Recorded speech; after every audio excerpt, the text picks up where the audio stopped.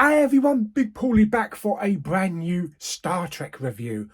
I know we haven't done one of these in ages, and I was going through a couple of my YouTube videos the other day and I realised when I did my Star Trek, these other Voyages reviews, I only stopped at Nemesis and I didn't review the J.J. Abrams movies. So let's start with the 2009 J.J. Abrams reboot.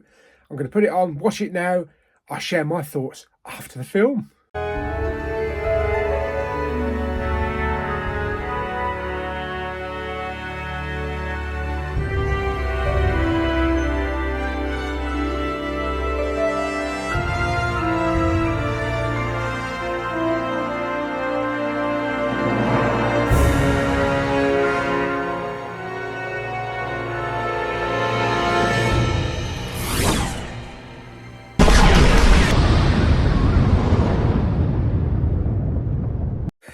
Okay, so 2009 Star Trek reboot, directed by J.J. Abrams, of course. Yes, now, Star Trek over the years has been looked at as a nerds thing, a geeks thing. You know, you talk to someone about Star Trek and they say, oh, I'm not that geeky, I'm not that nerdy. Well, J.J. Abrams wanted to do something different.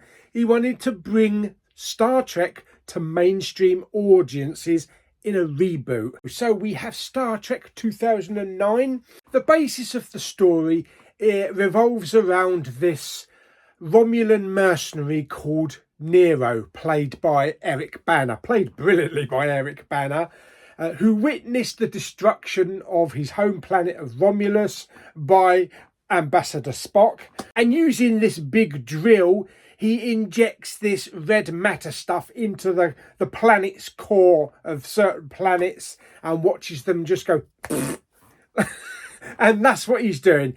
He wants to take out Vulcan, he wants to take out Earth, he wants to take out all the Federation planets. So who's going to stop old Captain Nero? Well, we need a crew and we need a ship. We have the Enterprise. Yes, as this is a reboot, it wants to introduce fresh audiences to the crew of the Enterprise. So we bring in Captain Kirk, we bring in Spock, Chekhov, Sulu, Uhura, Bones. We bring in all that lot and we show the audiences how they became who they are, where they come from, how the friendships developed and how they became this one massive gelled crew. Now, I remember when I first went to see this in 2009, you know, I was really excited after watching the trailers, and I gotta say the first 10 minutes totally floored me and actually left me an emotional wreck after the first 10 minutes. We hadn't even got going yet. After the introduction of George Kirk, played by everyone's favourite Thor, Chris Hemsworth, and Jennifer Morrison, who played Kirk's mum, and we get to see James Tiberius Kirk being born. And in order to protect old Jim Kirk and his mum as they escape the clutches of Captain Nero, George sacrifices himself to give them time to escape.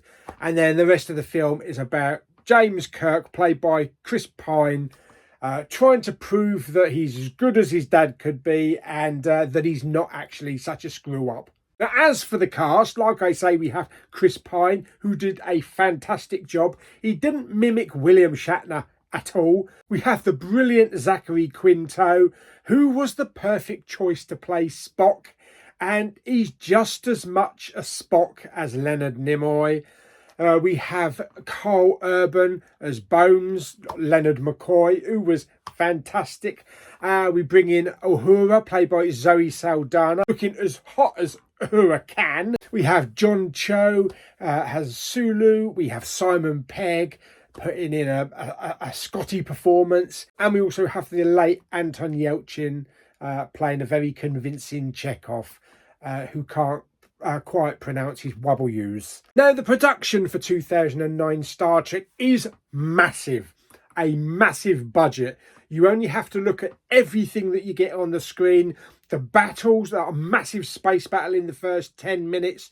When they board the Enterprise, how big it is. This is the first time we've actually got an idea of the scope of size of the Enterprise by looking at the shuttle bays and the engineering sections. You just get an idea of exactly how big this ship is. So we're zipping from location to location in the film. We go everywhere from Vulcan, we see Romulus, we see Earth, and we see ice planets. And there is a love-hate relationship between Kirk and Spock throughout the film. But we also have the addition of Spock himself, Leonard Nimoy, thrown in there as the older alternate timeline Spock to guide the new Kirk and to persuade him what he needs to do to get Spock to listen. So the action is fast-paced.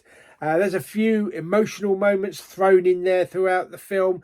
Just even with the score playing in the background makes you emotional in certain scenes. You have crowd-pleasing action scenes. And you have one hell of a score from Michael Giacchino. Yeah, one hell of a score. The music for this is one of the best Star Trek themes from any of the films. It plays throughout the film.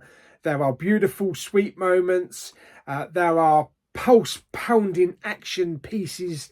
And it's just a great score from start to finish. And I know it's not old Star Trek. It's not Captain Kirk. It's not Jean-Luc Picard. It is still a really great Star Trek film. As a hardcore Star Trek fan myself, going way back to the original series, loving everything. Next Generation, Deep Space Nine, Voyager. I love Discovery. I love Strange New Worlds, Lower Decks. It's just Star Trek. It's a different form of Star Trek, but it is Star Trek at its best. And it is, in my opinion, the best Star Trek film for non-Trekkies.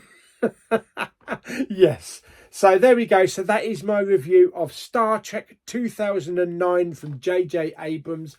I cannot believe this is 15 years old.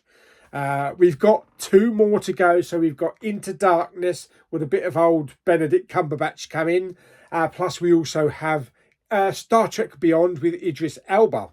There's also talk at the moment of a 4th film with the original crew from 2009. That's moving ahead now. Of course, we are going to be missing poor old Anton Yelchin, who passed away sadly. Star Trek 2009, fantastic film. I can watch it any day, not get bored, not a slow moment in it. If I was to rate it, I would give it 10 out of 10. Yeah, it's up there with First Contact and The Wrath of Khan. Fantastic. So there we go. So I hope you enjoyed my little review of Star Trek 2009 from J.J. Abrams.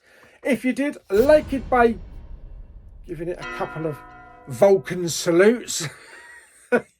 Don't forget to subscribe, comment and share. And until the next video, punch it.